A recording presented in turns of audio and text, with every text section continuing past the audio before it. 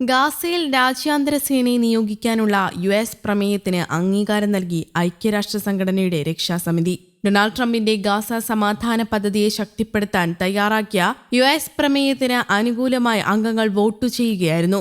വോട്ടെടുപ്പിൽ നിന്നും റഷ്യയും ചൈനയും വിട്ടുനിന്നു. സ്വതന്ത്ര പലസ്തീൻ രാഷ്ട്രത്തിലേക്കുള്ള ചുവടുവയ്പ്പാണ് പുതിയ പ്രമേയം. പ്രമേയം ചരിത്രപരമാണെന്നും വോട്ടെടുപ്പിന് ശേഷം ഐക്യരാഷ്ട്ര സംഘടനയുടെ യു.എസ്. അംബാസിഡർ മൈക്ക് വാൾസ് പറഞ്ഞു. പ്രമേയം ഗാസയെ അഭിവൃദ്ധിപ്പെടുത്തുമെന്നും സുരക്ഷിതമായി ജീവിക്കാൻ അനുവദിക്കുന്ന അന്തരീക്ഷത്തിനും വഴിയൊരുക്കുന്ന സുപ്രധാന ചുവടുവയ്പ്പാണെന്നും അദ്ദേഹം പ്രതികരിച്ചു. യു.എസ്. പ്രമേയത്തിനെതിരെ ഹമാസും പലസ്തീനിലെ മറ്റു ചില സംഘങ്ങളും മുന്നറിയിപ്പുമായി രംഗത്തെത്തി. ഇത് തങ്ങളുടെ മേൽ രാജ്യാന്തര നയം അടിച്ചേൽപ്പിക്കാനുള്ള ശ്രമമാണെന്നാണ് അവരുടെ വാദം. പ്രമേയം ഇസ്രയേലിന് അനുകൂലമാകുമെന്നും അവർ ചൂണ്ടിക്കാട്ടുന്നു. തങ്ങളുടെ കാര്യങ്ങൾ നിശ്ചയിക്കാൻ തങ്ങൾക്ക് ശേഷിയുണ്ടെന്നാണ് അവരുടെ പക്ഷം. പ്രമേയപ്രകാരം രൂപീകരിക്കുന്ന സമാധാന സേനയിൽ ഇസ്രയേൽ ഉണ്ടാകരുതെന്നും അവർ നിർദ്ദേശിക്കുന്നു.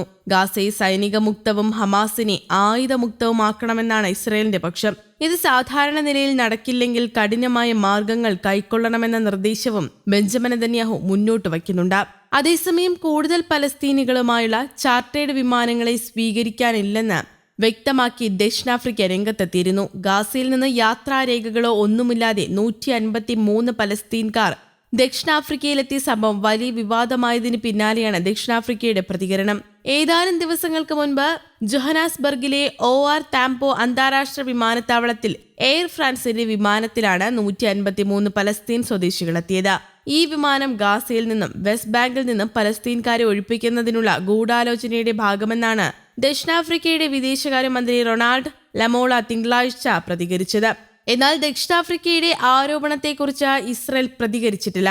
എന്നാൽ 153 പലസ്തീൻ സ്വദേശികളെ സ്വീകരിക്കാമെന്ന് ദക്ഷിണാഫ്രിക്ക സമ്മതിച്ചിരുന്നുവെന്നാണ് ഇസ്രയേൽ വിശദമാക്കുന്നത്. ഇസ്രയേലിലെ റാമോൻ വിമാനത്താവളത്തിൽ നിന്ന് കെനിയൻ തലസ്ഥാനമായ നെയ്റോബി വഴിയാണ് സംഘം രാജ്യത്തേക്ക് പറന്നതെന്ന് ദക്ഷിണാഫ്രിക്കയിലെ പലസ്തീൻ എംബസി വിശദമാക്കുന്നു. മുൻകൂട്ടി അറിയിക്കുകയോ ഏകോപിപ്പിക്കുകയോ ചെയ്യാതെയായിരുന്നു ഇതെന്നും പലസ്തീൻ എംബസി ഇതിനോടകം വിശദമാക്കിയിട്ടുണ്ട്.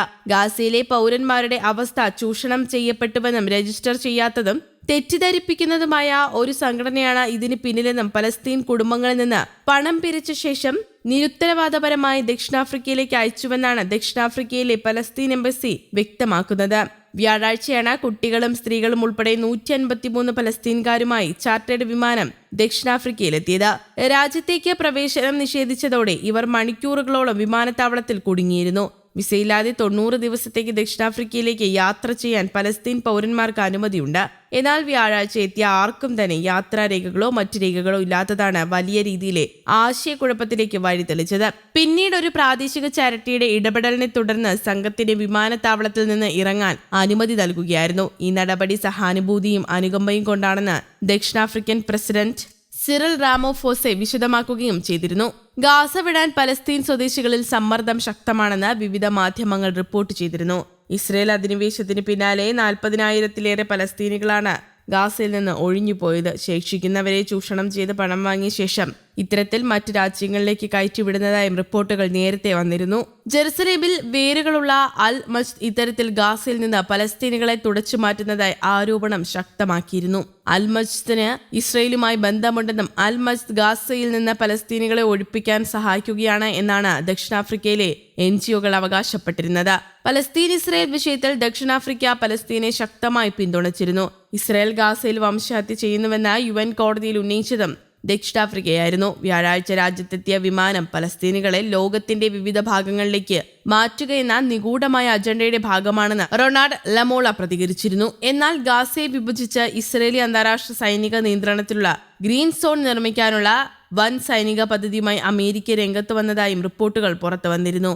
പലസ്തീനികൾ ഗാസയുടെ പകുതിയിൽ താഴെ മാത്രം വിസ്തീർണമുള്ള റെഡ് സോണിലേക്ക് പൂർണ്ണമായി ഒതുക്കപ്പെടുന്നതാണ് പദ്ധതിയെന്ന് US സൈനിക ആസൂത്രണ വൃത്തങ്ങളെ ഉദ്ധരിച്ച് റിപ്പോർട്ടുകൾ വന്നു. അന്താരാഷ്ട്ര സേനാ വിന്യാസവുമായി ബന്ധപ്പെട്ട് കരട് പ്രമേയം ഇന്ന് UN രക്ഷാസമിതി ചർച്ച ചെയ്തിരുന്നു. ഇതാണ് അംഗീകരിച്ചത്.